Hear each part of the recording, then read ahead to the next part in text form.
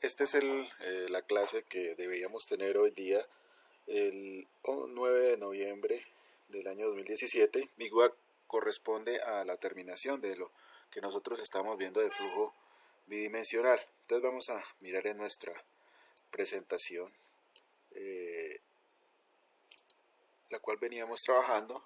Entonces la clase pasada se hizo o se expuso un ejemplo en el cual teníamos una tablestaca de 8 metros de altura sobre la superficie que contiene algún líquido, en este caso agua. Esta tablestaca tiene aparte 8 metros bajo la superficie del terreno y en total el estrato impermeable está a 20 metros de profundidad. Entonces allí se explicó que nosotros deberíamos primero en esta configuración mirar cuáles eran las líneas equipotenciales y cuáles eran las líneas de flujo. Entonces dijimos que las líneas impermeables son las líneas de flujo, ¿de acuerdo? Entonces la tablestaca es una línea de flujo, el estrato impermeable es otra línea de flujo y las líneas equipotenciales es donde perpendiculares a estas barreras impermeables. En este caso pues tenemos una línea equipotencial donde está el nivel del agua y donde sale el agua en el otro lado. Entonces una de las postulados que nosotros hablamos es que debemos hacer al menos 3 canales. Aquí tenemos 1, 2 y 3 canales, y perpendiculares a esos 3 canales se deberían hacer las líneas equipotenciales. Entonces en estas esquinas nosotros tenemos una línea, un ángulo recto, entonces aproximadamente recto, donde tenemos una línea de flujo y una línea equipotencial. Entonces inicialmente se hacen 3, uno va refinando en el papel, borrando y haciendo pues algo más elaborado, y al final tiene algo de este estilo, donde tenemos 8 canales de flujo y 18 caídas de potencial. Entonces esto es lo que realmente a nosotros nos interesa, llegar a este tipo de solución. En este tipo de solución vemos que cada uno de los espacios es aproximadamente una circunferencia. Entonces eso fue otro de los postulados que nosotros teníamos allí, y con esto pues ya podemos aplicar las ecuaciones de conservación de masa, de conservación de energía, y podemos resolver pues lo que nosotros queramos. Si queremos saber cuánto es la caída potencial, cuánto es el flujo que corre a través de ella, eso pues realmente ya lo hicimos en la clase anterior. Entonces aquí lo que nos va a interesar, tiene que ver mucho con esto, es qué pasa en la salida de estos elementos. En este caso puede ser la tablestaca, puede ser una presa, dentro de lo cual nosotros debemos generalmente tener o contabilizar cuál es el gradiente de salida. ¿Se acuerdan? El gradiente crítico ya nosotros sabemos cómo calcularlo. Ahora nos falta ver cómo es el gradiente que realmente se está ocurriendo en el terreno. Entonces allí nosotros tenemos que mirar es la longitud entre la última línea equipotencial y la salida, y mirar cuál es esta longitud y cuál es el delta de pérdida de energía, que básicamente es la pérdida total. En el caso anterior, en este sería 8 metros dividido entre el número de caídas de potencial, que en este caso son 18 sobre 8, y tendríamos que mirar cuál es la longitud de este punto para poder calcular el gradiente, que es la caída delta de h, ya lo dije, 8 dividido 18 dividido entre esta longitud. Entonces de esa manera podríamos nosotros tener nuestro gradiente de energía. La idea es que estas situaciones donde estamos construyendo directamente sobre el terreno, si estamos en casos de una presa, es no recomendable. La idea es tratar de que esta longitud sea lo más larga posible, valga la redundancia. Entonces, cuando nosotros enterramos nuestra estructura, vemos que tenemos una caída de potencial adicional, y por lo tanto esta longitud va a ser mucho más, digamos, más grande, o aquí en este caso más pequeño, pero al tener aquí una caída potencial nos va a decir que el gradiente va a disminuir. Entonces, entre el gradiente sea más pequeño, pues nuestro factor de seguridad tiende a subir, porque el gradiente crítico pues siempre se va a mantener estable. Ya lo sabemos calcular, que es igual a el peso unitario del suelo menos el peso unitario del agua, que es 10 sobre el peso unitario del agua, que tiene. Entonces eso, digamos, del suelo, eso nos eleva nuestro factor de seguridad. Yo ya les había hablado que ese factor de seguridad debe estar entre 5 y 6, mayor de 6, digamos que son las recomendaciones. Entonces que esto tratemos de cuando estemos diseñando tenerlo en cuenta. Cuando tenemos aquí otro ejemplo, en este caso una presa, entonces aquí nosotros podemos medir bajo la presa cuáles son las presiones que van a intentar levantar nuestra presa. En este caso, este es el elemento impermeable. Entonces, ¿cuántos canales de flujo tenemos? Tenemos 1, 2, 3, 4, 5, 6, 7 canales de flujo. ¿Y cuántas caídas de potencial tenemos? Tenemos 1, 2, 3, 4, 5, 6, 7, 8, 9, 10, 11, 12, 13, 14, 15, 16, 17, 18, 19, 20 caídas de potencial.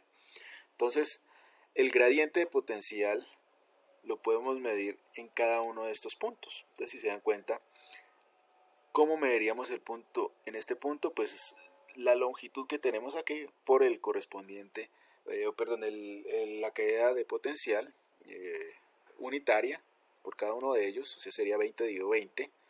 Entonces tenemos que sería 1 metro dividido por esta longitud. Entonces eso nos da, vemos que entre más cercano a la presa estamos, pues este gradiente es mucho más grande. En este caso es 0.38. Si nos vamos alejando, vemos que las longitudes pues son mucho más grandes y el gradiente va disminuyendo de una forma dramática. Entonces el problema siempre en los diseños va a ser el punto de salida más cercano a nuestro elemento estructural. En este caso es una presa de concreto impermeable. Lo otro, bueno, esto ya fue resuelto. Vemos que la cantidad de flujo o el caudal es de 0.34, en este caso debe ser metros cúbicos por segundo sobre metro en profundidad.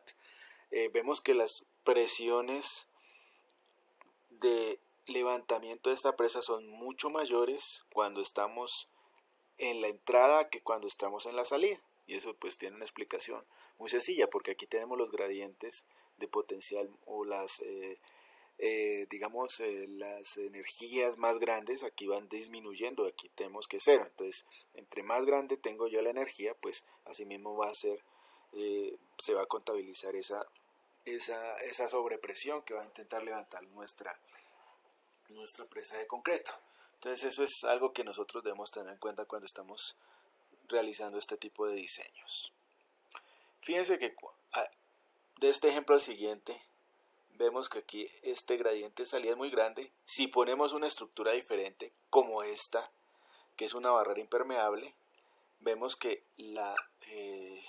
la malla que tenemos de líneas de flujo y líneas equipotenciales son totalmente diferentes. Entonces se deforma y ya tenemos 1, 2, 3, 4, 5, 6, 7, 8, 9, 10, 11, 12, 13, 14, 15, 16, 17, 18, las mismas 20 caídas de potencial. Pero en este punto, digamos que esta línea es mucho más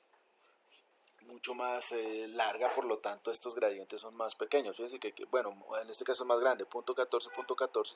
Entonces digamos que esto ayuda un poco en, es mucho menor que punto 12, aquí tenemos punto 38, entonces vemos que se reduce ese gradiente de salida en todos los casos, y digamos que cuando tenemos aquí la sobrepresión, aquí tenemos que es 1.14, disminuye a 0.36. La altura o la altura inicial que nosotros tenemos, aquí se mantiene en cierta medida. Entonces digamos que lo que más que la sobrepresión, lo que nos va a interesar en cierta medida es la salida del gradiente. Esto cuando tenemos una barrera impermeable. Si nosotros creamos dos barreras impermeables, fíjense que de punto 38 bajamos a punto 12, pero este sistema es un poco menos efectivo que el anterior porque el gradiente de salida es mucho mayor, pero cuando estamos mirando ya la sobrepresión sí funciona, porque aquí tenemos un promedio de punto 10, de 1.7 a punto 82, y vemos que aquí el promedio se mantiene, es un promedio de entre 1.22 y 0.68 el valor de H, o sea que cuando tenemos estas dos nos funciona un poco para el gradiente de salida y además para la presión que va a ejercer el agua tratando de levantar esta presa de concreto. Entonces son medidas que nosotros debemos tener siempre en cuenta y aplicar en nuestros diseños. Aquí tenemos otro caso de estudio en el cual vemos un talud.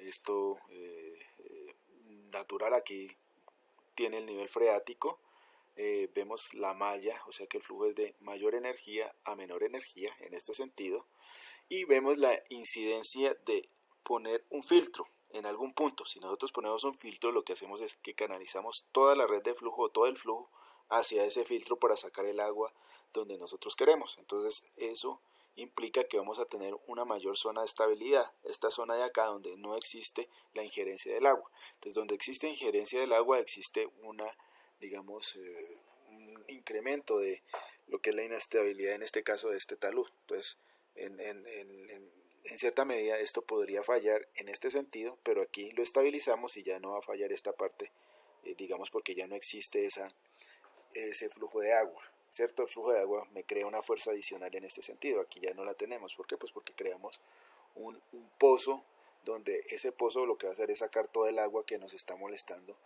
en el talud que nosotros estamos tratando de estabilizar. Existen otros casos en los cuales las redes de flujo tenemos que construirla en suelos que no son totalmente isotrópicos. Esto quiere decir que el coeficiente de permeabilidad en la dirección X es diferente al coeficiente de permeabilidad en la dirección Y. Entonces nosotros nos creamos una serie de, digamos, de artificios matemáticos en el cual vamos a llamar que A cuadrado es la división entre el coeficiente de infiltración, o lo que nos llamamos el coeficiente de permeabilidad entre la dirección X y la dirección Y. Sacamos la raíz y reemplazamos este A en la ecuación que tenemos acá, teniendo en cuenta este sistema de transformación. Vamos a llamar un X grande igual a X sobre A y un Y grande igual al Y pequeño. Eso lo reemplazamos y nuestra ecuación antes, que teníamos estos dos valores diferentes, ahora vamos a tener la ecuación de Laplace en un sistema de coordenadas transformados, y esto sí lo podemos resolver utilizando esta metodología: redes equipotenciales, redes de flujo, y esto un cuadrado donde va inscrito una circunferencia. Entonces ya pasamos de un sistema anisotrópico a un sistema isotrópico. ¿Qué debemos tener en cuenta para poder resolver este tipo de situación? Lo primero es que vamos a hacer la transformación. Entonces, después de que hago la transformación, lo que tengo que hacer es dibujar una red igualita para un caso isotrópico, pero voy a tener que transformar los ejes coordenados. Esto quiere decir las medidas de este dibujo en este sentido, ¿cierto? En el sentido X, dividiéndolas por este valor A, que es la raíz cuadrada de K sub X sobre K sub Y. ¿Verdad? Y después hago el mismo dibujo, y después que haga esa transformación puedo hacer los cálculos tal cual como nosotros podemos hacerlo en esta situación, y cuando quiera presentarlos ya en el dibujo, lo que hago es transformar la red de flujo que tengo utilizando este sistema A. Eso quiere decir que la red de flujo en sus medidas la tengo que multiplicar por este valor. Entonces los ángulos ya no van a ser mayores, van a ser en cierta medida mayores de 90 grados. Esto lo vamos a ver aquí cuando tenemos un suelo anisotrópico. Entonces aquí la diferencia está, tenemos que aquí en este sentido es 10 por el coeficiente de permeabilidad es 10 a la menos 3 centímetros sobre segundo, y en este sentido es 9 por 10 a la menos 3 en este segundo. Entonces, ¿qué hacemos?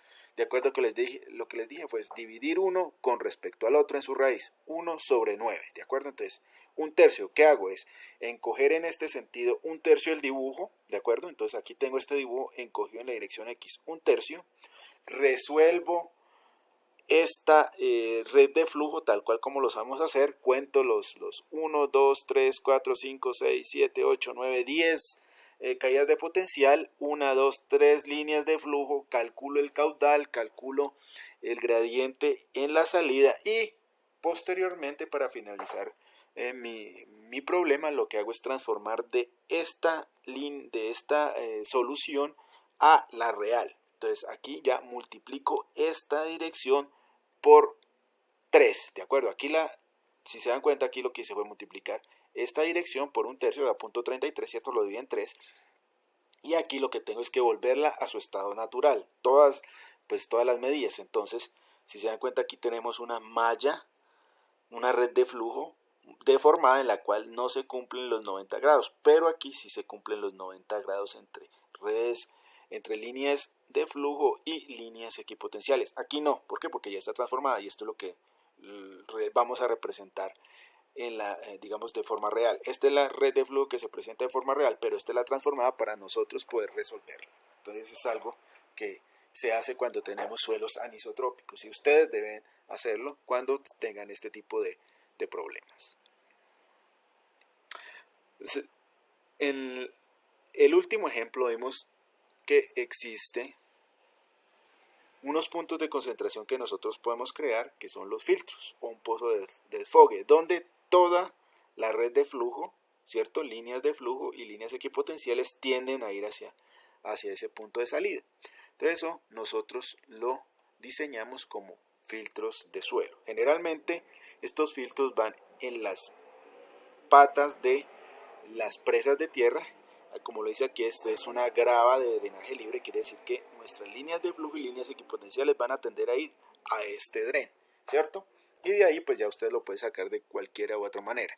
Entonces lo que tenemos que mirar aquí son ciertos valores para poder hacer ese diseño de filtros. Entonces lo primero son las características de los materiales. Entonces ustedes van a tener que mirar algo que aquí se denomina R15, que es mirar la granulometría de su material. En este caso en la parte superior es el material del filtro. R tiene que mirar el diámetro para el 15% pasatamiz. Y vamos a mirar un un D15 para el material que usted va a proteger. Entonces tiene que comparar el D15 de este material dividido el D15 de este material. Lo mismo vamos a mirar el R50, en donde tenemos que mirar cuál es el D50 de este material comparado con el D50 de este material. Entonces aquí dan unas características especiales donde el R15 debe estar entre 12 y 40 y el R50 entre 12 y 58. Si ustedes tienen un material de filtro con partículas subredondeadas, si tienen partículas angulares debe estar entre 6 y 18 y entre 9 y 30. Eso es para que cumplan las condiciones de que el material que está acá no migre a través de este señor y se vaya con el agua a donde yo lo voy a sacar. Por tanto, ¿cuál es la misión de los filtros? La misión de los filtros es sacar el agua, pero que el suelo que ustedes están protegiendo permanezca allí. Básicamente es esto. Una de las condiciones que nosotros debemos tener para diseño de filtros es la siguiente. Esta es una recomendación que la da el USBR, que es una entidad de los Estados Unidos para la cual da unas recomendaciones cuando ustedes están diseñando presas y canales de flujo y ese tipo de cosas. O sea, esto tiene que ver más que todo para las personas que se dedican a la hidráulica, pero que nos sirve a nosotros de alguna manera. Y las recomendaciones que dieron ya los geotecnistas son de este estilo. Lo primero es, si yo quiero que el suelo que está aquí quede retenido por las partículas que están acá, ¿de acuerdo? Entonces tengo que mirar el D15 del filtro, ¿cierto? Del material que tengo en el filtro, y lo divido por el D85 que está en el suelo que estoy protegiendo, porque el agua va de aquí hacia acá. Ese valor tiene que ser menor de 4. ¿Para qué? Para que las partículas queden inscritas o queden retenidas en la parte exterior del filtro. Lo segundo que tengo que mirar es que el agua pueda pasar por esas rendijas y por el material que tengo aquí retenido y vaya al filtro y pueda salir pues a donde yo quiero que salga. Entonces aquí tengo que mirar otra condición. Miro el D15 del filtro, ¿cierto? El tamaño sub-15 del filtro con respecto al tamaño sub-15 del material del suelo. Ese tiene que ser mayor que 5. Entonces, si yo cumplo esto, que esto es mayor que 5 y esto es menor que 4, quiere decir que retengo las partículas y aparte el agua sale por el filtro hacia donde yo quiero. Lo otro que tengo que mirar es la compactabilidad. Resulta que yo este material de acá de los filtros no lo dejo suelto, sino que generalmente se reviste con algún material, un geotextil, y aparte se compacta ese material de alguna otra medida para que no quede suelto el material y digamos el material que tenemos en la parte superior no se asiente. Entonces, para que no ocurran efectos de compactabilidad, grandes asentamientos entre uno y otro, tengo que mirar que el D sub 50 del filtro sobre el D sub 50 del suelo, ¿de acuerdo? Aquí miramos los 50, sea menor o igual a 25. Entonces, con esto ya cumplo tres condiciones para la cual me va a funcionar el filtro. Primero, que el suelo que estoy protegiendo se retiene en esta zona. Segundo, que el agua puede drenar e irse por los conductos del filtro, por el material drenante, y lo puedo sacar. Y tercero, que no va a ocurrir ningún asentamiento grande cuando ocurra esa infiltración. Entonces digamos que son cosas que debo cumplir. Esto siempre lo debo cumplir cuando está diseñando un filtro, ¿de acuerdo? Entonces, por favor, téngalo muy en cuenta. ¿Por qué nosotros hacemos estos filtros? Porque aquí tenemos una vía donde son estas, digamos, las estructura básica de un pavimento, donde tenemos una subrasante, tenemos una subbase y esta es la capa de rodadura. Aquí van los carros y queremos proteger esta vía del agua, que no venga el agua hacia acá. Entonces lo que hacemos es hacer un filtro donde este es un conducto de PVC, que es por donde ustedes van a sacar el agua, y este es el material que nosotros vamos a tratar como filtrante. Es el material que nosotros tenemos acá, y esto lo protegemos con algún tipo de geotextil, digamos que para que solamente el agua trate de entrar, y aparte sirve para reforzar lo que tenemos aquí en el primer apartado, en que retener el suelo en esta zona, que no migre con el agua y salga pues de la zona de la que nosotros estamos filtrando. Otro de los casos que podemos tener es que aquí tenemos una infiltración, un flujo de infiltración, y nosotros queremos asegurar esta pendiente quede fija, ¿de acuerdo? Entonces nosotros creamos una zona donde capturamos el agua mediante un tipo de drenaje. Entonces lo que hace es el flujo llegar aquí a esta zona y no se aposa acá o se va hacia la vía, sino que se va sobre este drenaje en este sentido. Entonces son técnicas que nosotros utilizamos, y aparte esto va aquí protegido con un geotextil para que nuevamente el material que hay en esta zona pues no migre con el agua hacia afuera de lo que tengamos. ¿Por qué? Porque se crean una serie de cavidades, así como en el ejemplo de la presa que falló. Entonces eso es lo que queremos evitar siempre. Entonces estas son digamos cómo es que actúa los geotextiles que nosotros tenemos. Entonces aquí vemos que los geotextiles básicamente es una malla entrelazada, y lo que queremos es que esa malla retenga o bloquee las partículas de suelo más pequeñas en esta zona, pero que a la vez permite el paso del agua.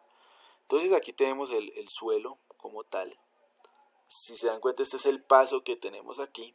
Entonces ese paso lo que hace es solamente permitir que el agua transite por ellas, y aquí tenemos el material del filtro, ¿de acuerdo? Entonces pasa aquí y ya el agua transita sobre el material del filtro. Lo importante es que en esas hendiduras las partículas no pasen, y otro es que no tapen estas pequeñas hendiduras. Entonces para eso pues necesitamos también una especie de diseño, y ese diseño pues tiene que ir de la mano con estas condiciones. Entonces cuando ustedes diseñen un geotextil también debe tener estas condiciones. Ya aquí vamos a tener que el D sub 15 es del filtro, pero ¿cuál es el filtro principal? El geotextil. Cuando tenga el D sub 85, perdón, aquí el D 50 del suelo, bueno, ya eso es diferente. Pero fíjese que cuando hablemos del D sub 15 debe ser el tamaño de la hendidura del geotextil. Aquí no tenemos, digamos, suelo a suelo, pero sí tenemos un diámetro. Este diámetro no va a ser sub 15, sino va a ser el diámetro del geotextil, y se deben cumplir estas mismas características. Entonces eso es muy importante cuando manejemos este tipo de materiales. Entonces con esto ya terminamos lo que tiene que ver con lo que nosotros tenemos de flujo bidimensional. Entonces ya tenemos todos los elementos para poder pasar al siguiente tema. Entonces ya sabemos que son esfuerzos efectivos, y los esfuerzos efectivos es igual a los esfuerzos totales menos la presión de poros. Ya sabemos calcular presión de poros, ya sabemos calcular esfuerzos totales, ya sabemos calcular esfuerzos efectivos, ya sabemos calcular flujo unidimensional, y ahora ya podemos o sabemos cuáles son las técnicas para calcular el flujo bidimensional. O sea que ya tenemos todos los elementos para pasar al siguiente estadio, y es calcular o tratar de mirar cómo son los procesos en suelos granulares y en suelos arcillosos. Los dos son diferentes. Entonces, generalmente en nuestros cursos de geotecnia lo primero que vamos a ver son las técnicas de mirar qué pasa en los suelos arcillosos o suelos finos. ¿Por qué? Porque son los más difíciles de manejar. Entonces, en ese, digamos que mirándolo desde ese aspecto, vamos a mirar qué pasa con los suelos arcillosos. Igual, digamos que la parte teórica se va a aplicar a los dos de la misma manera. Lo único que va a cambiar es la forma de hacer el cálculo o de ligar lo que es esfuerzos versus deformaciones. Aquí vamos a mirar que parte de lo que ustedes vieron en resistencia a materiales. Sabemos que el esfuerzo total es igual al modo de elasticidad multiplicado por la deformación unitaria. Aquí vamos a hacer algo de ese estilo. Entonces, dentro del sistema de formabilidad que tenemos acá, existen ejemplos dentro del cual les voy a presentar uno donde esté la reconstrucción de una autopista, la I-15, una de las más transitadas en los Estados Unidos, porque une lo que es la parte sur por el lado oeste de los Estados Unidos con la parte norte. Entonces digamos que aquí hay un intercambiador de una que es la I-80 que va desde Salt Lake City hasta la costa este, Pittsburgh, esos lados, o sea es una vía muy grande, y tenemos la I-15 que va desde Los Ángeles hasta Seattle, se recorre todo la costa este de los Estados Unidos. Digamos que son dos vías muy importantes para la economía de los gringos que funciona. Entonces aquí lo que hicieron fue tratar de mejorar el sistema de intercambiar de una vía a otra. Se dan cuenta que es una estructura bastante compleja, en la cual pues digamos una de las desventajas que ocurre aquí es que estamos en un suelo arcilloso. Entonces toda esta zona es un depósito de arcilloso, y no es un depósito arcilloso sencillo, sino un depósito arcilloso complejo. Entonces en eso aquí hay un reemplazo de 130 metros por 30 kilómetros de longitud. Entonces digamos que es una construcción bastante grande. Entonces para ese ensanchamiento pues tuvieron que hacer pasadizos uno bajo el otro, rellenar, compactar, hacer vías, puentes, etcétera, etcétera, etcétera, para poder, digamos, tener ese tipo de solución.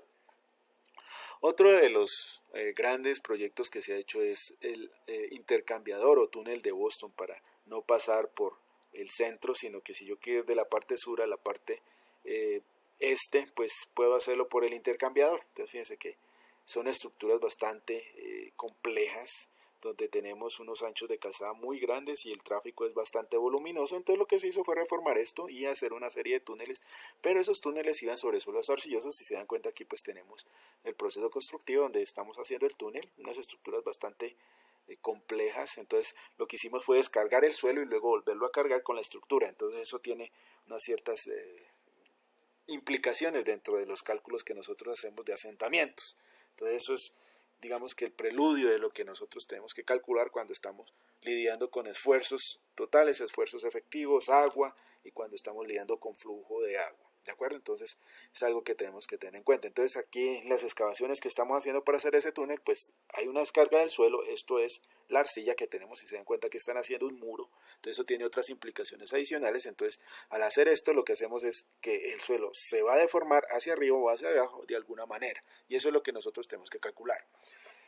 Si se acuerdan, en hace dos clases pues nosotros vimos que tenemos estas condiciones iniciales donde esté la superficie del terreno, nivel del agua, y queremos calcular los esfuerzos en este punto. Eso ya lo sabemos hacer. Si nosotros ponemos una estructura como una zapata, pues eso tiene unas implicaciones, a que aumenta la carga. Si ponemos un terraplén para que haya una vía, eso tiene unas implicaciones, a que aumenta la carga. Si nosotros hacemos unos muros y hacemos una excavación, entonces ¿qué pasa aquí? Aquí disminuye la carga porque estamos quitando este suelo, pero el agua va a fluir de mayor energía a menor energía y eso tiene unas implicaciones adicionales aquí. Estos esfuerzos efectivos van a disminuir demasiado, entonces es ahí donde nosotros tenemos que mirar qué es lo que pasa.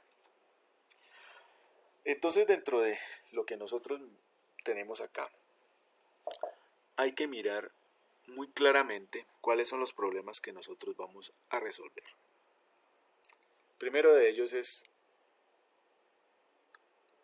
cuál es el asentamiento que va a ocurrir en la superficie del terreno por yo hacer una estructura con una zapata o con un terraplén o como una excavación o como un túnel. Entonces eso tiene unas implicaciones bastante grandes. ¿Por qué? Pues porque las estructuras solamente pueden absorber cierto grado de asentamiento. Entonces, no 10 centímetros, no 20 centímetros, no 50 centímetros, sino muchas veces solo puede aceptar cuestión de milímetros, 2 milímetros, 3 milímetros o ningún asentamiento, o puede aceptar 2.5 centímetros como lo hacen la mayoría de las estructuras. Entonces eso ya nos limita mucho la solución que nosotros debemos realizar para solventar un problema como esto. Esta es una solución específica a un problema específico. Lo segundo es, ¿qué tan rápido va a ocurrir el asentamiento? Eso nosotros lo denominamos como la velocidad de asentamiento. Eso quiere decir, en nuestros casos de suelos arcillosos, el agua tiene que salir de alguna manera. ¿Qué tan rápido va a salir el agua de allí y se va a producir ese cambio de volumen?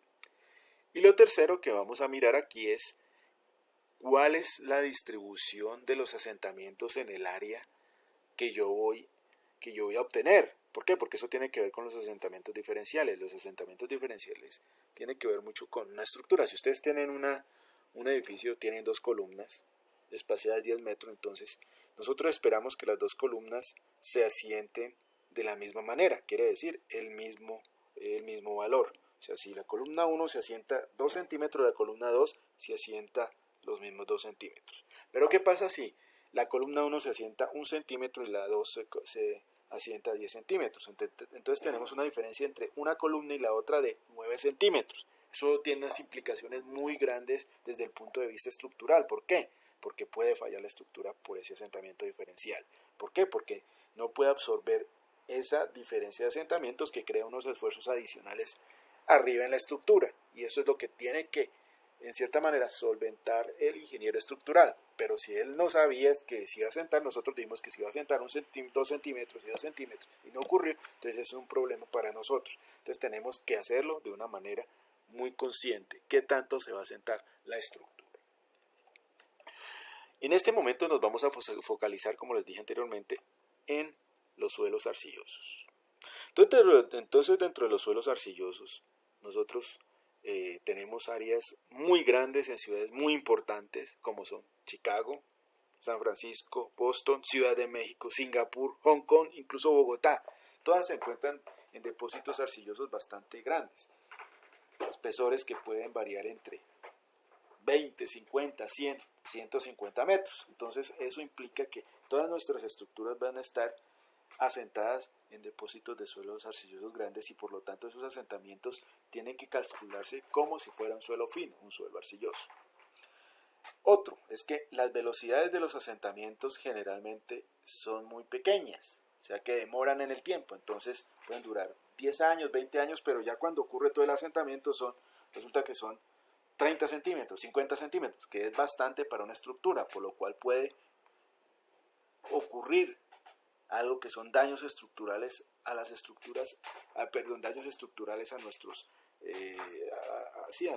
nuestras edificaciones a largo tiempo, no a corto sino a largo. ¿Por qué? Pues porque las velocidades de asentamiento son muy pequeñitas en el tiempo. Ya cuando uno se da cuenta es a los 50 años que se asentaron 30 centímetros y nuestra estructura falló. Entonces son una de las cosas que nosotros debemos prevenir cuando estamos diseñando o calculando los asentamientos y mirando cuáles son las medidas correctivas. Entonces, ¿cuál es, digamos, aquí la trayectoria que nosotros debemos seguir? Primero es el incremento de carga, saber cuál es la estructura que tenemos y cómo ella se incrementa con la profundidad.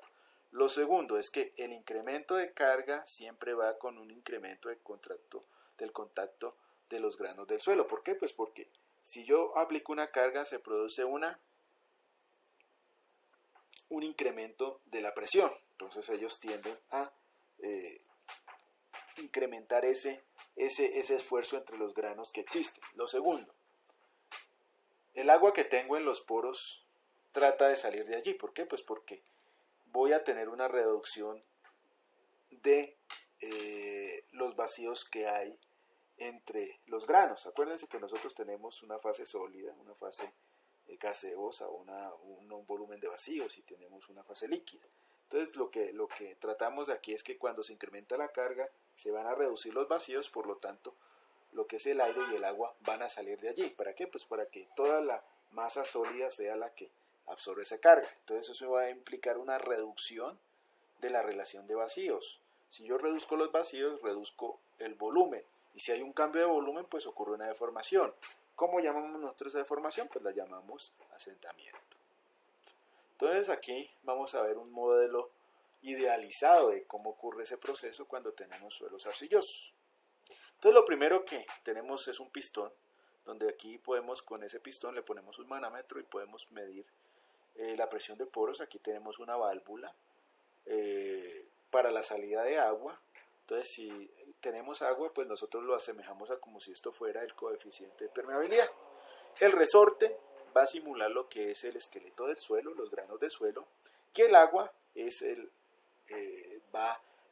nos va a representar a nosotros la presión que ejerce el agua en algún dado momento.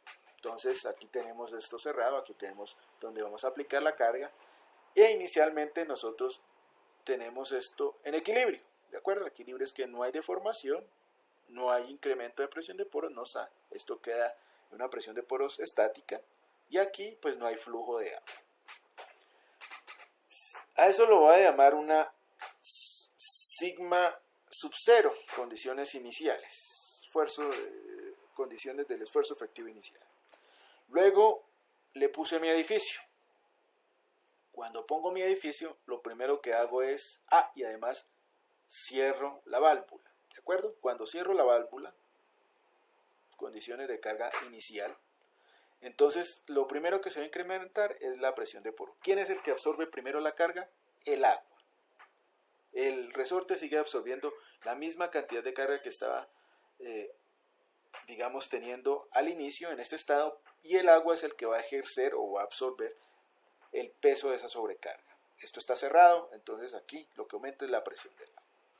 Cuando abro la llave, ¿qué sucede? Empieza a salir el agua para volver a las condiciones iniciales, ¿de acuerdo? A estas condiciones sub 0.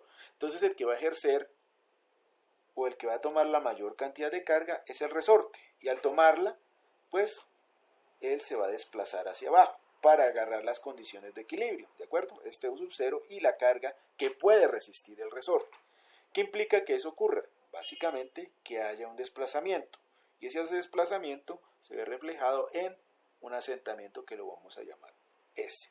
Entonces, en este momento el agua no está absorbiendo ninguna cantidad de carga, que fue la que nosotros pusimos, el delta sigma, sino que el resorte es el que está absorbiendo el esfuerzo inicial más el incremento que yo le estoy poniendo. Entonces, de esa manera funciona, digamos que, cómo es que aceptan los suelos arcillosos la carga, ¿cierto? Va a ocurrir un asentamiento, y este coeficiente de permeabilidad que genera esta válvula, pues va a ser diferido en el tiempo. Fíjense que esto es inicial. Ya con el tiempo es que esto comienza a disminuir, ¿cierto? Esto comienza a asentarse hasta que este llega al punto de equilibrio. Eso requiere tiempo. En esas condiciones, nosotros vemos que la carga y la descarga de los suelos cuando estamos tratando con arcillas siempre es dependiente del tiempo. Entonces nosotros tenemos un esfuerzo inicial, con el tiempo lo vamos a mantener, lo incrementamos y lo dejamos libre, lo dejamos sostenido en el tiempo. ¿Qué pasa con el agua? Pues si nosotros tenemos este sistema como lo estamos analizando, entonces ustedes lo primero que van a ver es un incremento de la presión de poros, y con el tiempo ella va a decrecer, ¿de acuerdo? Decrece hasta que se convierte en cero. ¿Por qué? Pues porque llegamos nuevamente a las condiciones iniciales del incremento de carga. ¿Qué pasa con los esfuerzos efectivos? Entonces los esfuerzos efectivos inicialmente se mantienen cero, ¿de acuerdo? Y cuando yo voy perdiendo presión de poros, los voy incrementando al nivel de delta de sigma. O sea que este delta de sigma va a ser parte de los esfuerzos efectivos. Aquí disminuyen y aquí aumentan. ¿Qué pasa con los cambios de volumen entonces? En este punto es cuando aplico la carga cero, ya con el tiempo, cuando el resorte empieza a absorber la carga de este esfuerzo efectivo, pues comienza a aumentar. Entonces aquí es donde nosotros vamos a ver el asentamiento. Entonces, nosotros para poder analizar esto, debemos mirar qué tipo de ensayo nos va a servir para describir los elementos que necesitamos cuando estamos analizando deformaciones o asentamientos en suelos arcillosos. Entonces el primer ensayo o el único ensayo que nosotros utilizamos es el ensayo de consolidación unidimensional o ensayo edométrico. Entonces aquí tenemos nuestra muestra de suelo, está en la parte interior, que es una parte café. Le ponemos una piedra porosa en la parte superior y una piedra porosa en la parte inferior para que el agua que hay aquí adentro salga, como en el caso que tenemos acá. Entonces aquí tenemos un sitio donde va a salir el agua, y aparte pues esto tiene una permeabilidad que va a permitir que el agua salga por la parte de arriba y por la parte de abajo. Lo segundo es que los diámetros de este ensayo están entre 5 y 7 centímetros y el espesor de este ensayo está entre 2 y 3 centímetros. Siempre que vayan a hacer el ensayo, aquí van a tener un anillo, ¿cierto?, en el cual encapsulan esta muestra de suelo, y aparte siempre va a estar inundado. Entonces aquí tenemos nuestra muestra de suelo, las piedras porosas, aquí la placa de carga, siempre ponen un balín para que la carga sea distribuida uniformemente. Aquí tenemos unas válvulas por donde permitimos la salida del agua. Esto va a un sitio donde podemos medir la presión de poros. Y la idea es que cuando cargamos acá, este suelo se comprima. Fíjense que no hay salida de agua en este sentido, ni salida de agua en este sentido, sino salida de agua superior o inferior. Entonces, ¿qué va a salir por estos poros? Agua. ¿Para qué? Para que los vacíos que estaban llenos de agua se colapsen y esto baje.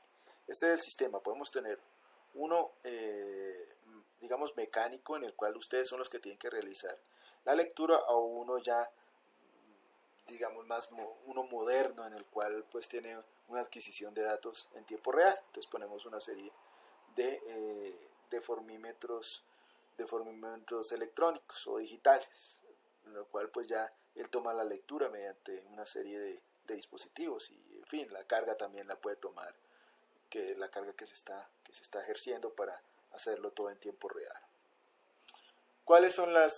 ¿Qué es lo que nosotros obtenemos en estos ensayos de consolidación o ensayos edométricos? Entonces, por cada muestra de suelo y por cada carga vamos a obtener un punto de estos.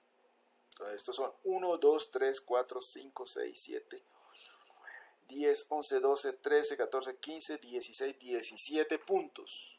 Quiere decir que son 17 veces que yo hago esta lectura. ¿Qué medimos acá? Medimos la relación de vacíos con respecto al esfuerzo que estoy aplicando. ¿Dónde estoy aplicando el esfuerzo? En este señor de acá, ¿de acuerdo? Aquí es donde aquí hay unas pesas, y aquí es donde voy a poner la fuerza. Esto tiene un área. Ustedes saben que el esfuerzo es igual a ¿qué? A la fuerza que aplico dividido entre el área. Esta área la conozco, tengo la fuerza que la pongo en estas placas aquí, y puedo medir cuál es este esfuerzo, digamos, inicial, o el esfuerzo que estoy aplicando. ¿De dónde saco la relación de vacíos? Pues la saco de lo que mi muestra se comprime. Entonces, cuando mi muestra se comprime, tengo una relación de vacíos inicial. Cuando empiezo el ensayo, tiene una relación de vacíos inicial. Cuando ella se comprime, tiene una relación de vacíos inicial, final. Entonces, mediante esas relaciones de vacíos, yo puedo mirar qué tanto se comprime y puedo hacer esta gráfica. Aquí tenemos la relación de vacíos. Fíjense, aquí la escala, esta es una escala logarítmica y esta es una escala aritmética. Fíjense que la escala aritmética pues no tiene ningún sentido. Aquí sí tiene un sentido, porque tengo como una línea recta en este sentido, y aquí tengo otra línea recta. Entonces aquí curvas se convierten en rectas y con eso puedo sacar parámetros sencillos. ¿Por qué? Pues porque puedo conocer las pendientes. Entonces de estos parámetros o de este ensayo de consolidación voy a sacar algo que se llama los parámetros de compresibilidad. Fíjense la línea roja, a esa línea roja lo voy a llamar el coeficiente de compresión en la rama virgen o coeficiente primario. Y el azul, aquí tengo carga, aquí descargo, vuelvo y cargo, y aquí descargo. Estos dos son paralelos, lo voy a llamar el coeficiente de recompresión o de descarga. ¿Cómo se calcula?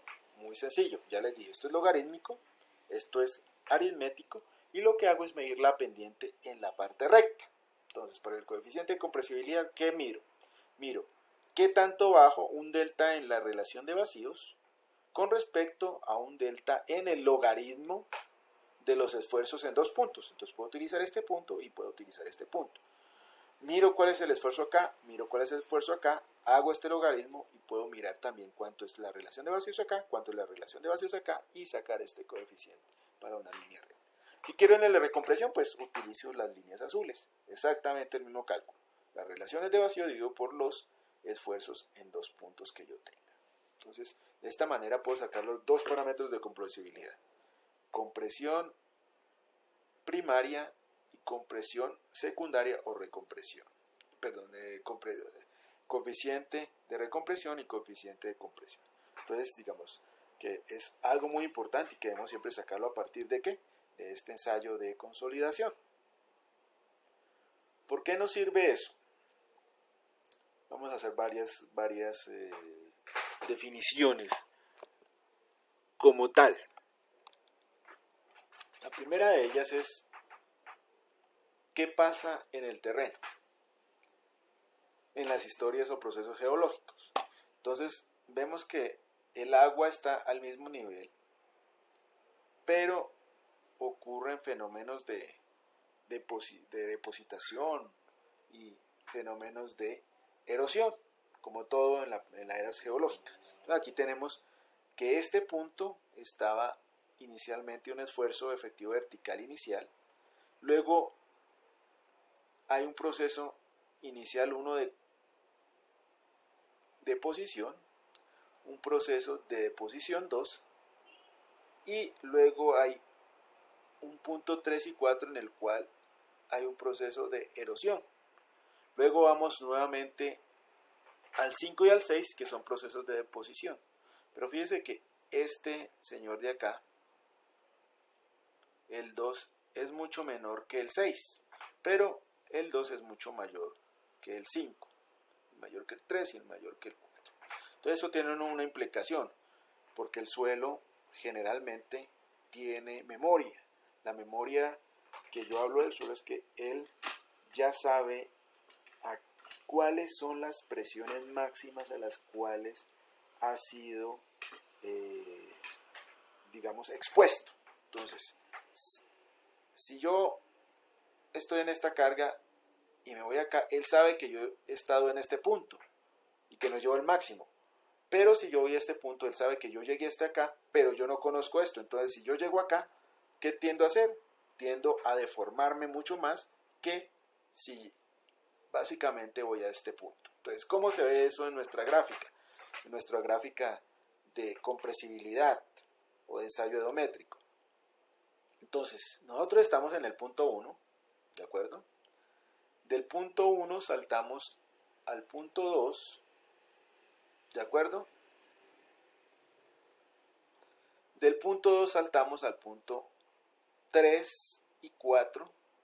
Luego empezamos nuevamente a cargarlo, ¿de acuerdo? Estamos en el punto 4, en este punto. Luego empezamos a cargarlo, fíjense, el 5. El 5 está algo por aquí, que es muy similar al 4, al 3, al 1, al 3, perdón.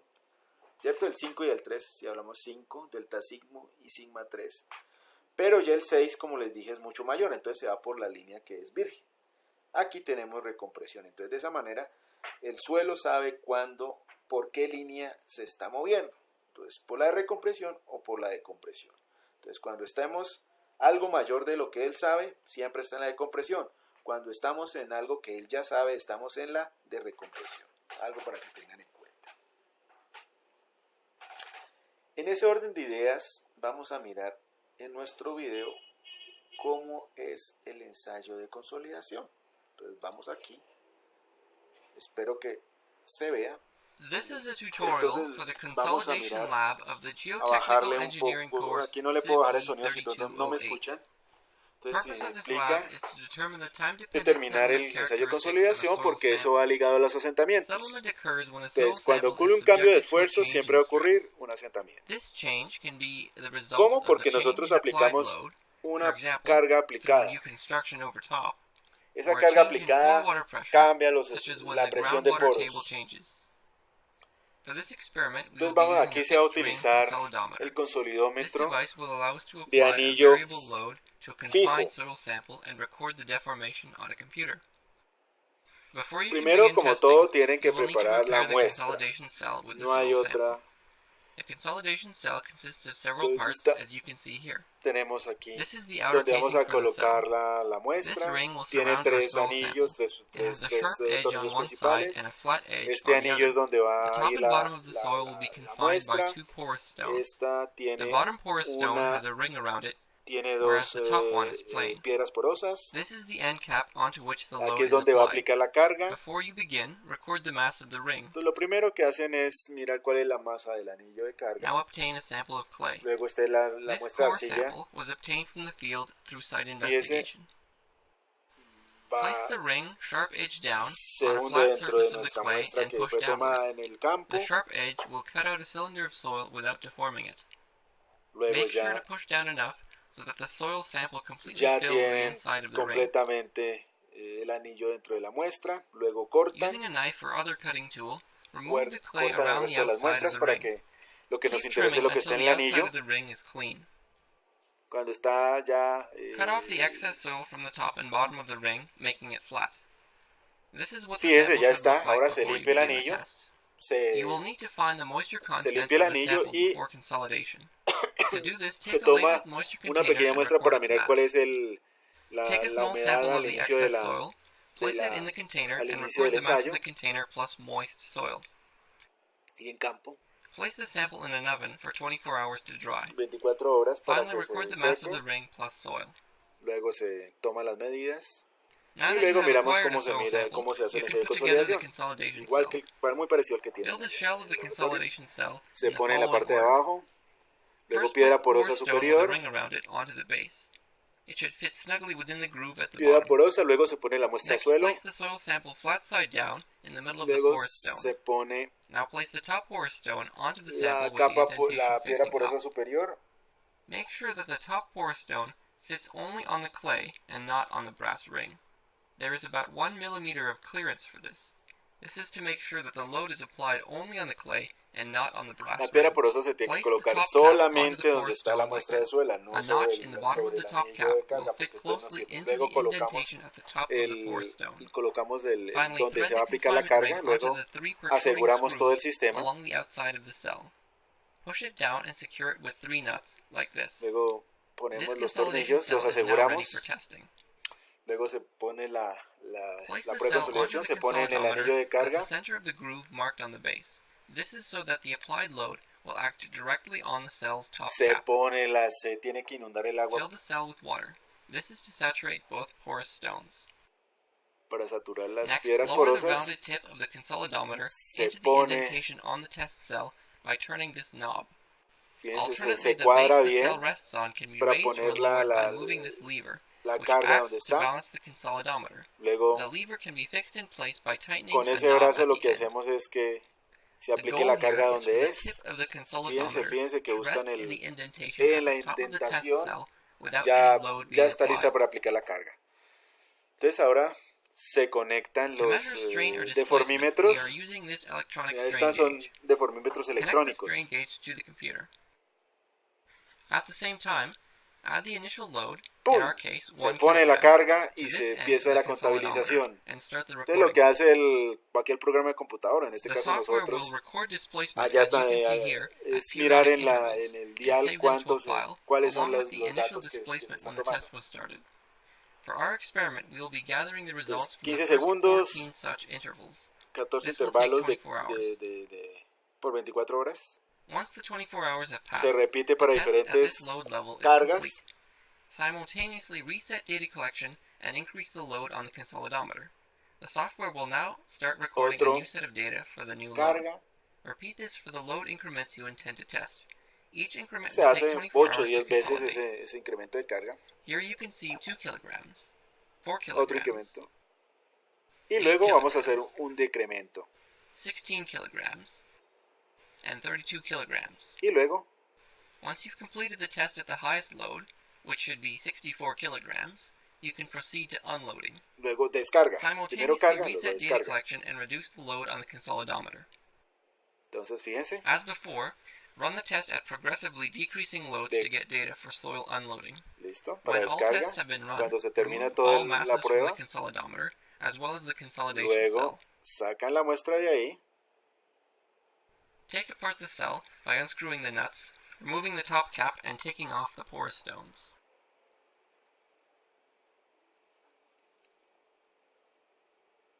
Record the mass of the soil sample plus the outer ring.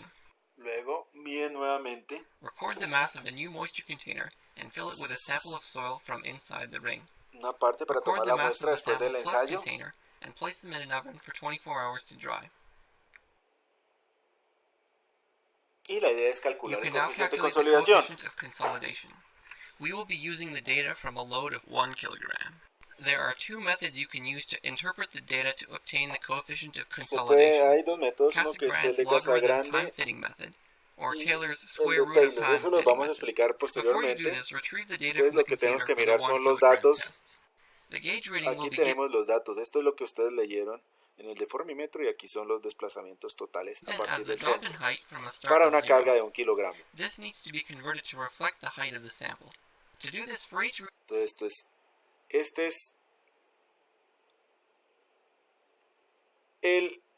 la altura total de la muestra y si se dan cuenta lo que hacemos es restarle. Y esta es la altura final de la muestra, la altura inicial de la muestra y la altura final de la muestra para 1 kilogramo. reading, simply subtract the gauge reading from the height of the sample. This is the equation for using the Para el método de Casagrande, el cálculo del coeficiente de permeabilidad es igual a 0.197 por la altura inicial de la muestra de suelo, dividida 2, dividido 4 veces T sub 50. Tiempo del Casagrande method for 50%. finding the coefficient of consolidation. H sub dr is the average distance from the edge of the sample to the center over the consolidation period. Entonces fíjese, aquí tenemos 20 Next, más create a 17 sobre semi-log 2 graph por of the 2. displacement gauge reading, or height, on the y-axis against the log of time in 20. seconds on the x-axis. Entonces lo que hace Plot the es, data points like this. y los une. Lowercase t sub 50 is the time that corresponds to a displacement drop of 50%. First find d0, d50, and d100. d0 corresponds to the initial height of the sample at a time of 0. d100 corresponds to the final Cuando height of the cambia las sample dos at the pendientes. end Eso lo of vamos the a test. explicar. Aquí D50 is the average D50, of these two D50, values. D0 es esta. Interpolate to find t sub 50. Entonces aquí se interpone entre estos Finally, dos, se obtiene calculate eso, the se encuentra, coefficient se of reemplaza acá. consolidation. Eso lo vamos a explicar, no se preocupen. Aquí es para que ese ensayo de This is the consolidación equation tiene for este, the lo mismo Taylor el de method Taylor, for finding que the es 4 veces coefficient T of sub 90. Aquí consolidation. obtenemos lo Before mismo. we can graph Se the hace results, se- calculate the square root entonces of aquí time se at each calcula interval. la raíz del tiempo de los Plot the tiempos. displacement gauge reading Aquí on the tenemos y-axis against lo the que square nosotros root of leímos time on contra the la raíz del x-axis. tiempo. Unimos esos Extend the puntos. slope of the La line from línea the first reading recta down to se the pone x-axis. 0.15 This más hacia point acá. is t sub a. Extend this point along the x-axis by a factor of Se traza otra línea 1.15. y este corte es Connect lo que this nosotros point to the denominamos data como el point at a time 90% of de la 0. consolidación. Locate the point at which this line intersects with your data. This point corresponds to t sub 90. Interpolate to find t sub 90 from the graph, Es al cuadrado, and then calculate se the pone coefficient acá of y se consolidation. calcula el coeficiente de consolidación. Este es el que nos interesa, cómo lo calculamos. Para los diferentes puntos, para los diferentes puntos que nosotros calculamos, esto, como ya les dije, en logarítmico, esto va en... Aquí tenemos la parte inicial, para cada uno de los incrementos, los decrementos, se unen 1 kilogramo, 2, 3, 4, hasta 64 y luego se devuelve. Perfecto, entonces se une eso. En esta parte línea recta se mide C sub C y aquí se puede medir C sub R. O aquí, en esta parte inicial. Now that we have found the coefficient of consolidation, compression index, and recompression index, we have finished the consolidation lab. Bueno, con esto ya vimos cómo se calcula lo que nos interesa del ensayo de laboratorio, ¿cierto? Primero cargamos, luego descargamos la parte recta, calculamos C sub C y en esta parte calculamos C sub R del ensayo de consolidación. Entonces, una forma muy sencilla para nosotros calcular estos dos señores. Es algo muy importante saber cómo es el ensayo de consolidación. Muy probablemente nosotros vamos a hacer este ensayo de consolidación, entonces hay que estar muy pendientes de cómo se hace. Otro de los puntos que tenemos que mirar aquí es cómo nosotros calculamos algo que se denomina el esfuerzo de preconsolidación. Ese esfuerzo de preconsolidación se calcula a partir de estas curvas o de este ensayo de laboratorio. Entonces fíjense que voy a tomar como si esto fuera el ensayo de laboratorio que me interesa, este de acá. Nos vamos acá y la construcción es muy sencilla. Donde yo tengo el punto de máxima curvatura, donde veo que esto sea más redondito, pico ese punto. Sobre ese punto trazo una línea horizontal, ¿de acuerdo? Luego trazo una línea tangente a ese punto, ¿de acuerdo? Esto tiene, entre la línea horizontal y la línea tangente hay un ángulo. Ese ángulo lo divido entre dos alfa medios y trazo una línea entre el punto donde yo piqué y la mitad de esos dos ángulos, línea recta, ¿de acuerdo? Ya tenemos esta línea recta. Después extiendo, si se dan cuenta, esto era recto. Vamos aquí a nuestro ensayo de consolidación. Mira, fíjense, esto lo trato como si fuera recto.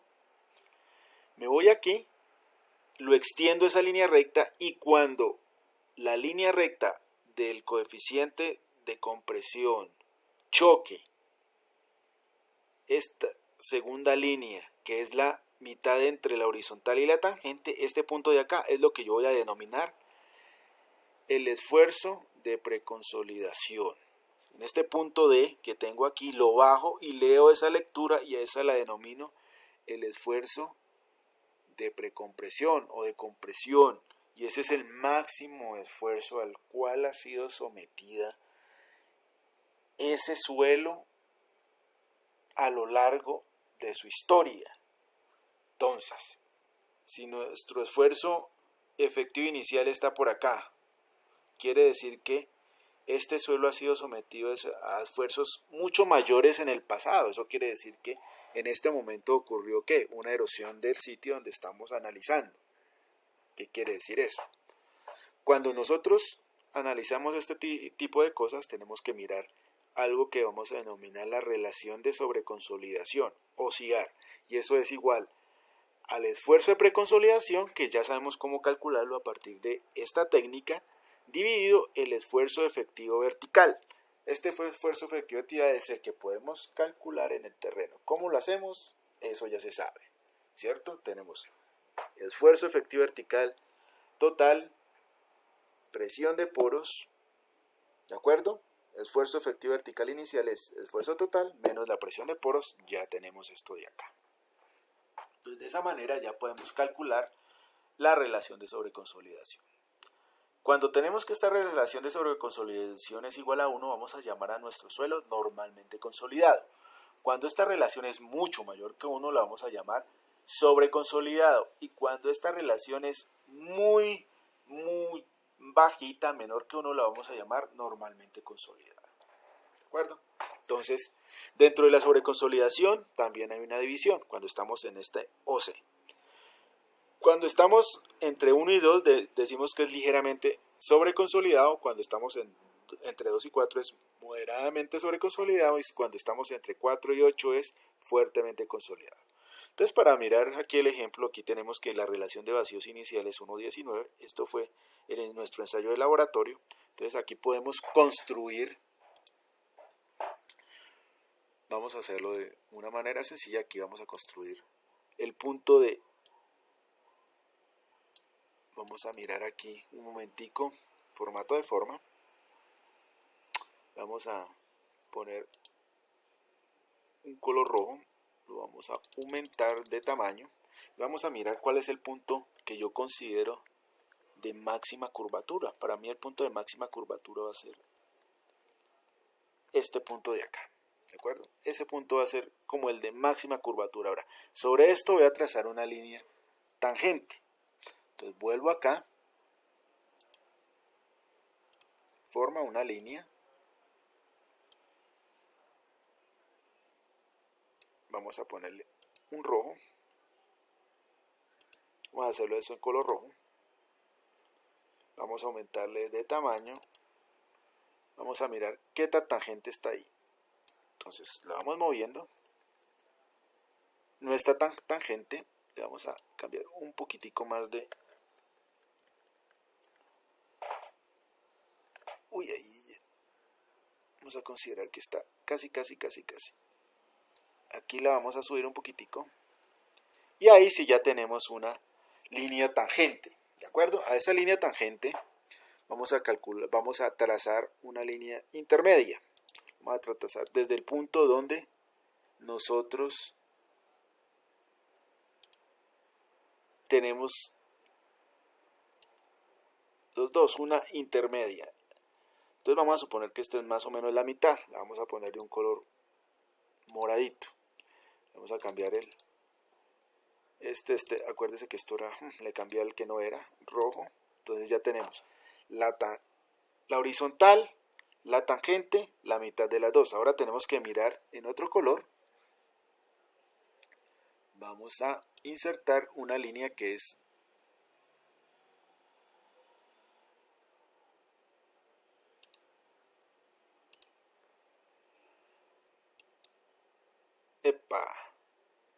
una línea, la vamos a poner verde, línea, desde este punto que es aproximadamente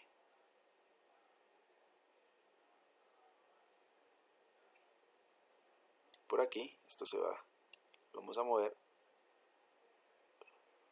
por aquí, ¿de acuerdo? Y nuestro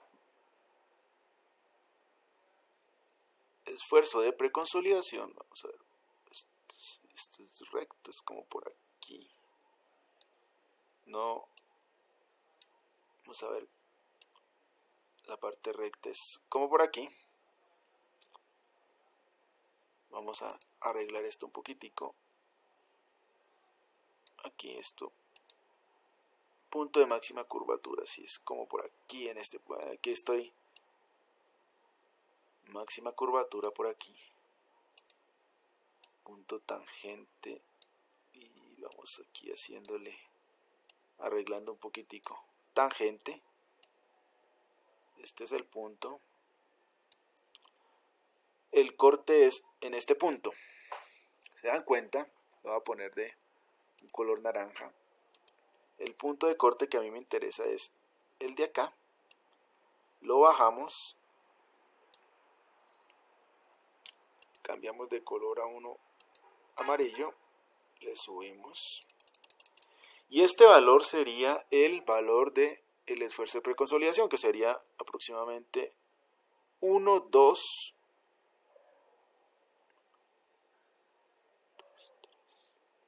aquí sería 1, 2, 4, 8, 10, entonces sería 2, si este es 4, este es 3 algo, 3 algo, sí, aquí coincide más o menos, fíjense que este es muy parecido al que consideran ellos. Entonces a nosotros nos dio 3, o a mí me dio 3 y a él le dio 3.1. Fíjense que en cierta manera esto es también depende del ojo de la persona, o sea que de esa manera nosotros podríamos obtener el esfuerzo de preconsolidación. Entonces nos dice que el esfuerzo efectivo vertical es 3.2.2, por lo tanto la relación de preconsolidación va a ser igual a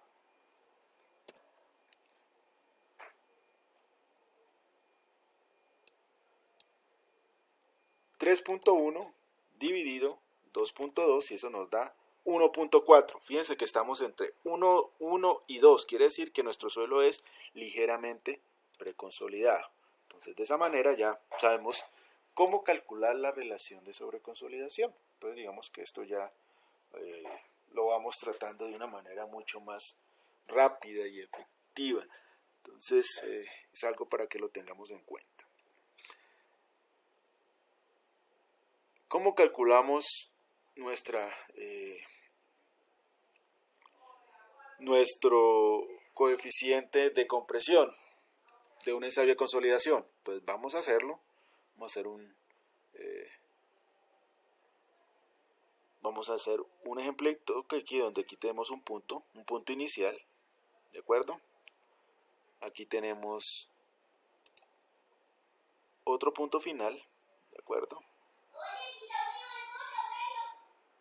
Aquí tenemos el punto, lo bajamos y aquí bajamos nuestro segundo punto, ¿de acuerdo? Sobre este acá. Entonces, si eso es cierto, vamos a tener los siguientes valores. Este está sobre la línea. Entonces, 2, 4, 8, 10. El primero va a ser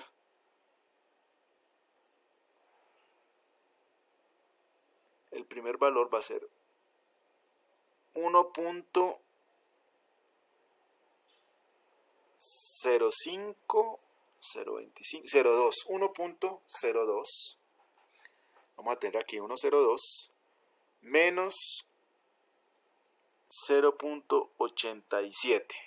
Entonces vamos a hacer la cuenta acá. 1.02 menos 0.87. Eso nos da 0.15. Ahora vamos a tener que hacerlo de los logaritmos. Logaritmo entre 9 y 4. Entonces aquí sí voy a apoyar un poquito del Excel.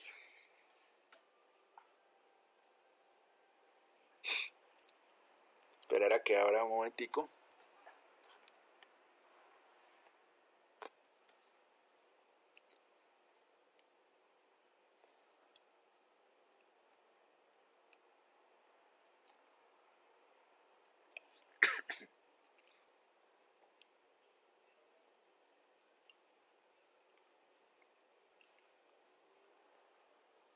Se demora bastante abriendo el Excel.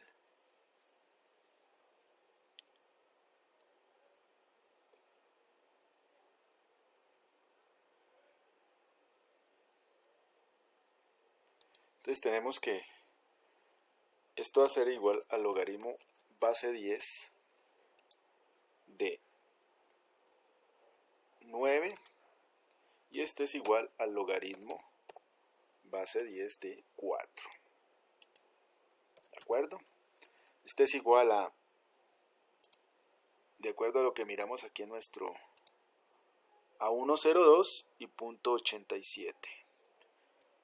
1.02 y 0.87. Por lo tanto, C sub C se calcula como la diferencia entre este, ok, aceptar tiene toda la razón, entre este menos este, dividida entre la diferencia de los logaritmos. Entre la diferencia de este, ¿cuál fue el primero? Este. Bueno, aquí sí voy otra vez a rectificar. 1.02 corresponde a logaritmo de 4. Bueno, 1.02 es el logaritmo de 4 y este es el logaritmo de 9. Esto es igual, ahora sí rectificando, a este menos este, dividido entre la diferencia de este menos este. Y eso nos va a dar una pendiente negativa. Eso nos da 0.42, pero nosotros utilizamos la parte positiva, o sea que esto es igual al valor absoluto de lo que obtenemos en la parte superior. O sea que nuestro coeficiente de consolidación para el caso que estamos estudiando es 0.42 para este tipo de arcilla. Si queremos eso hacerlo con el coeficiente de recompresión, voy a utilizar este valor y voy a utilizar este valor de acá. ¿De acuerdo? Entonces aquí voy a tener el logaritmo de 4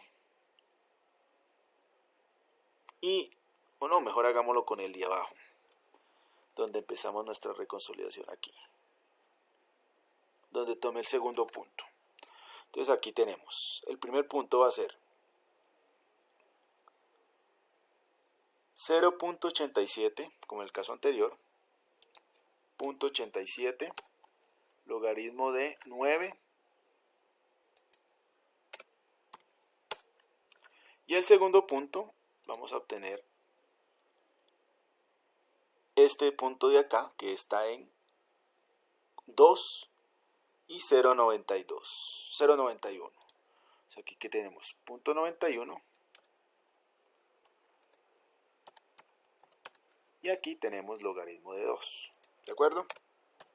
Entonces de esa manera vemos que nuestro coeficiente de recompresión es 0.61. Si se dan cuenta es muchísimo menor que el de compresión, que nos dio 0.42. Entonces de un ensayo de consolidación pues ya sabemos cómo se calcula tanto C sub C como C sub R de un ensayo de consolidación.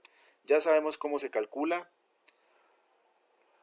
la relación de sobreconsolidación del mismo ensayo. Entonces ya con eso tenemos los elementos necesarios para comenzar a mirar qué pasa en nuestros ensayos o cómo podemos empezar a calcular los asentamientos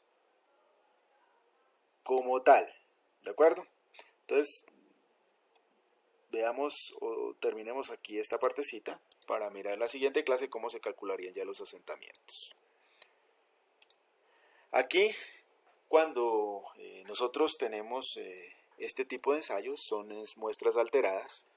Por lo tanto, un señor que se llama Schmerman propuso para arcillas normalmente consolidadas que debido a la alteración de la muestra en el transporte, en la manipulación, en el mismo ensayo de consolidación, entonces nosotros podíamos corregirla de alguna manera para obtener unos datos más confiables.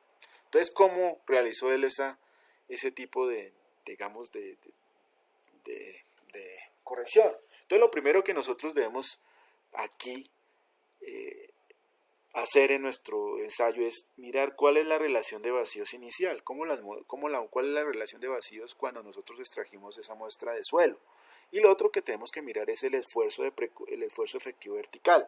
Como sabemos que es una arcilla normalmente consolidada, pues el esfuerzo efectivo inicial vertical debe ser igual al esfuerzo de preconsolidación.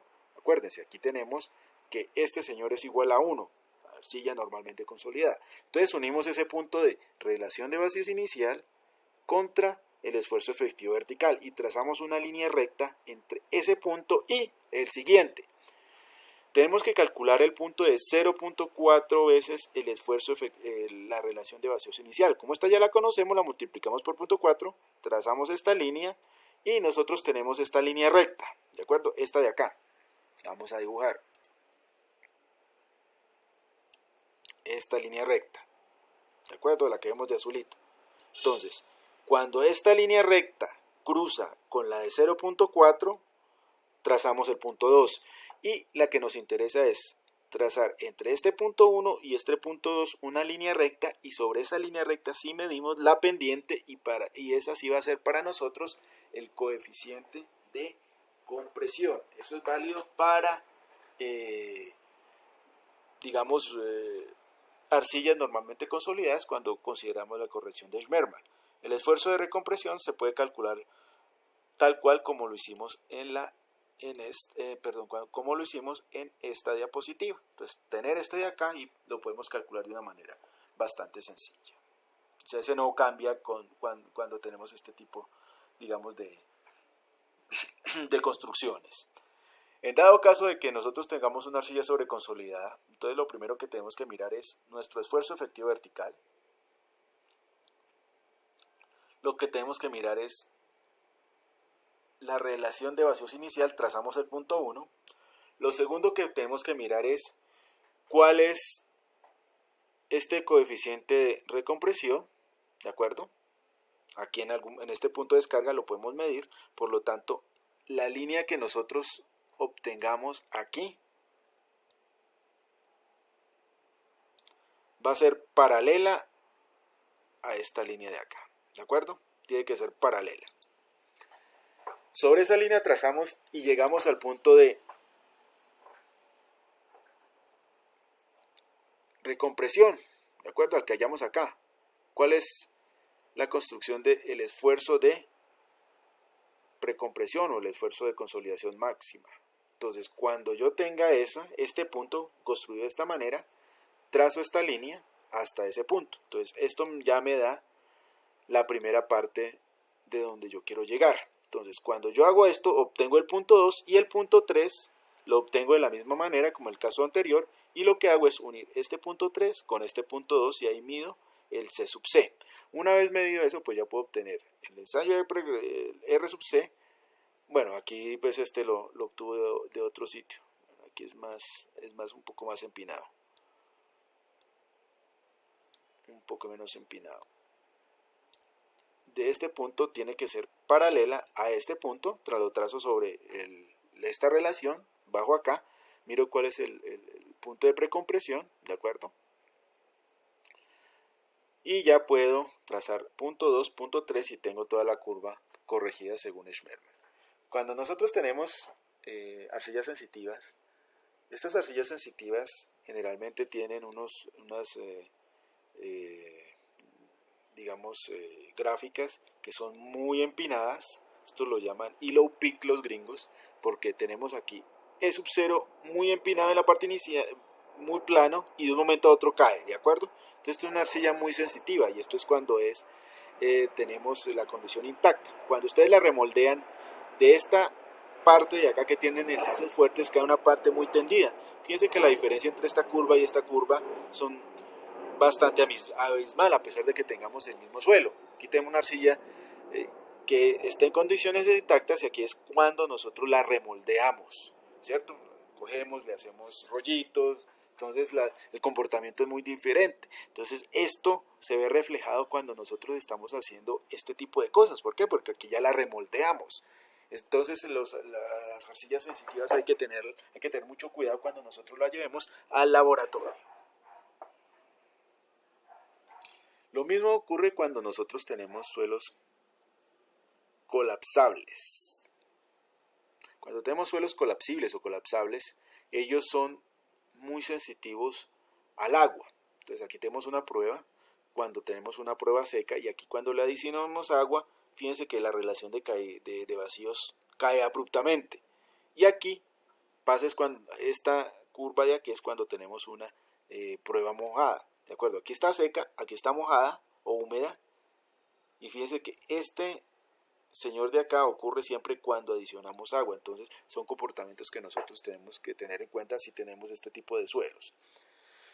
Los coeficientes el coeficiente de compresibilidad generalmente puede ser correlacionado dependiendo de su aplicabilidad y de las condiciones que nosotros tengamos, mediante unas ecuaciones empíricas. Entonces fíjense que dependiendo si tenemos arcillas remoldeadas, podemos utilizar esta ecuación y lo podemos correlacionar con un descriptor muy sencillo. En este caso es el límite líquido. Si yo el límite líquido le resto 7 y lo multiplico por 0.07, puedo obtener de alguna manera el grado o digamos la magnitud posible de nuestro coeficiente de compresibilidad.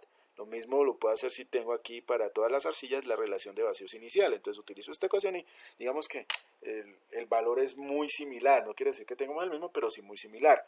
Otras personas hicieron aquí con respecto a la humedad natural. Fíjense que la dispersión es muy grande. Entonces aquí tenemos 2 líneas o 3 líneas. Entonces ustedes, dependiendo, pues buscan la línea y digamos que les da a usted el grado, el orden de magnitud más no la precisión. Otra ecuación empírica que tenemos acá es que el coeficiente de recompresión es más o menos, se pone entre 0.02 y 0.2 el coeficiente de compresibilidad, pero típicamente se utiliza es 0.1 C sub C y funciona bastante bien, por lo menos en el orden de magnitud que nosotros tenemos. Si se dan cuenta, aquí hemos hablado solo de arcillas, pero ustedes pueden aplicar, digamos, la consolidación o el ensayo de consolidación a arenas. Generalmente en arenas pues no se hace porque ocurre muy rápido, las cargas ocurren, no difieren con el tiempo. Digamos que esta compresibilidad va a depender de la densidad de las partículas, depende de las formas de las partículas, si son más redondeados, menos redondeados, si tenemos una arena densa, una arena suelta. Entonces fíjense que no es muy diferente en cuanto a la forma, sino en cuanto a la relación de vacíos inicial que tenga.